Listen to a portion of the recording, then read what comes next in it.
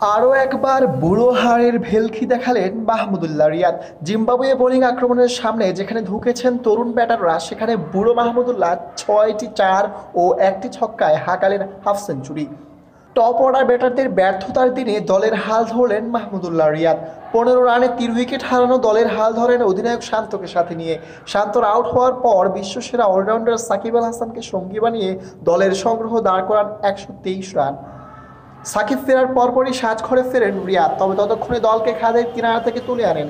18 over শেষে যখন out হন তখন দলের সংগ্রহ 6 উইকেটে 128 রান। দল না জিতলেও খাদের কিনারা থেকে দলকে টেনে তুলেছেন মাহমুদুল্লাহ রিয়াদ। বোলারদের ব্যর্থতায় জিম্বাবুয়ের রাজা বেনেটের দুর্দান্ত ব্যাটিংয়ে বাংলাদেশ দলকে হারিয়েছে। কঠোর অনুশীলন করে নিজেকে এখনও ক্রিকেট খেলার উপযোগী করে রেখেছেন 39 বছর বয়সী মাহমুদুল্লাহ রিয়াদ। টি-20 ক্যারিয়ারে 128টি ম্যাচ খেলেন এই middle order batsman. 118 innings batting করে 118 স্ট্রাইক রেটে করেছেন 2265 রান, যার মাঝে রয়েছে 8টি অর্ধশতকের ইনিংসও। একাডেমি মাঠ থেকে মূল মাঠ, কোনো কিছু বাকি নেই মাহমুদুল্লাহ রিয়াদের। মূল মাঠে রানিং ও ফিল্ডিং অনুশীলন, ওয়ার্ম আপ থেকে শুরু করে একাডেমি মাঠে অনুশীলন সব খাড়ে মাহমুদুল্লাহ। পরিশ্রম করেই টিকিয়ে রেখেছেন নিজের ক্যারিয়ার, নিজেকে রেখেছেন ফিট।